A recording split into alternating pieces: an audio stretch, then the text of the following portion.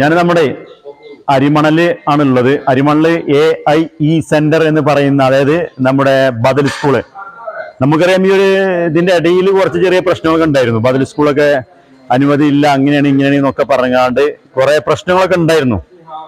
എങ്കിലും ഇവിടെ ഈ അരിമണലിനെ സംബന്ധിച്ചിടത്തോളം, അരിമണൽ എന്ന് വെച്ചാല് ഒരുപാട് കുട്ടികളുണ്ട്. അപ്പൊ ഈ കുട്ടികൾക്ക് കിലോമീറ്ററുകളോളം കഴിഞ്ഞിട്ട് വേണം നമ്മുടെ കേരള അതുപോലത്തെ സ്കൂളുകൾക്ക് എത്തണമെങ്കിൽ വളരെ പ്രയാസമാണ്. പക്ഷെ ഇവിടെ നാട്ടുകാരും അതുപോലെ തന്നെ ഇവിടുത്തെ ആളുകളൊക്കെ പാടെ കൂടിങ്ങാണ്ട് അതിന്റെ നിയമവശങ്ങളൊക്കെ മുന്നോട്ട് പോയി അത് വീണ്ടും നമ്മുടെ സ്കൂളുകളെ തുറന്നു.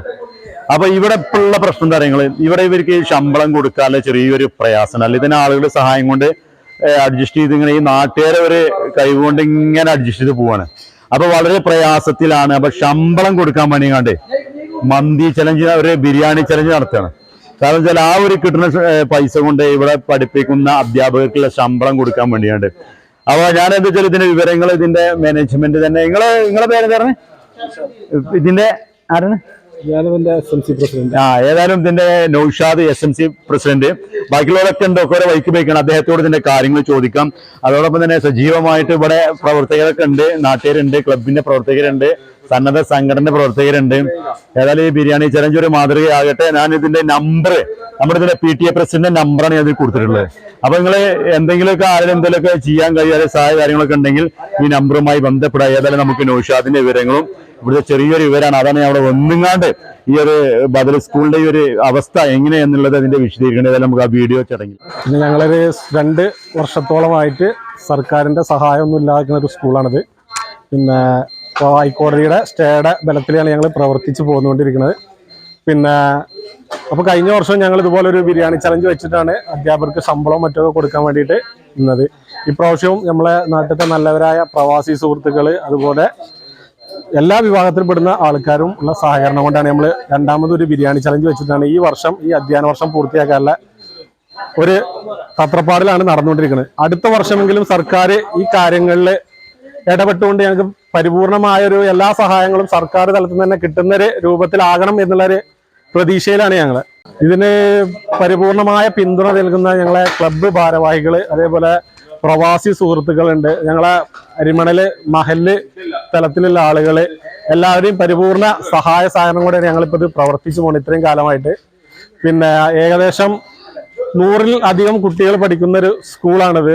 അപ്പോൾ ഏറ്റവും പാവപ്പെട്ട ഒരു കരിവാരകുണ്ട് പഞ്ചായത്തിൽ തന്നെ എടുത്താൽ ഏറ്റവും പാവപ്പെട്ട കുട്ടികൾ പഠിക്കുന്ന ഒരു സ്കൂളാണിത്.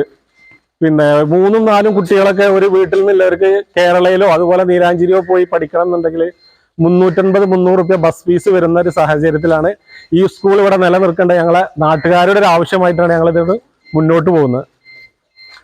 ഈ ബിൽഡിംഗ് ഒക്കെ പഞ്ചായത്ത് പിന്നെ MLA ഫണ്ടാണെങ്കിലും ഈ സ്ഥലമൊക്കെ അതെടുത്ത് നാട്ടുകാർ പിരിവെടുത്തുകൊണ്ടൊക്കെയാണ് ഈ സ്കൂളിന്റെ സ്ഥലമെടുപ്പും മറ്റൊക്കെ നടത്തിയത്.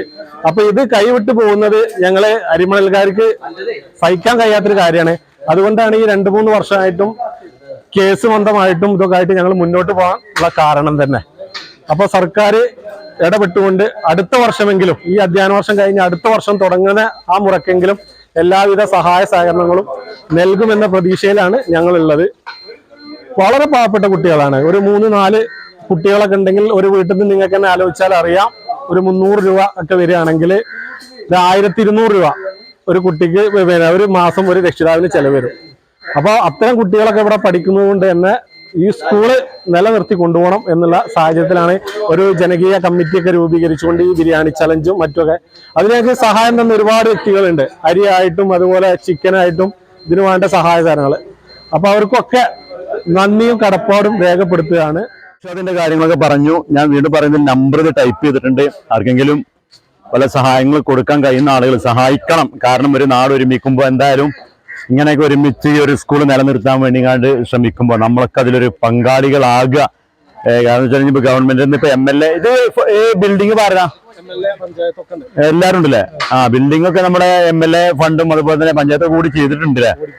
ഓഡിറ്റോറിയം കാര്യങ്ങളൊക്കെ ഉണ്ട്. എങ്കിലും ഈ ഒരു ശമ്പളപരമായിട്ടുള്ള പ്രശ്നങ്ങളൊക്കെ ചെറുതായിട്ടൊക്കെ ചെറിയ വിഷയങ്ങൾ ഉണ്ടായത് കൊണ്ടാണ് ഈ നാട്ടുകാർ ഒരുമിച്ചിട്ടുള്ളത്.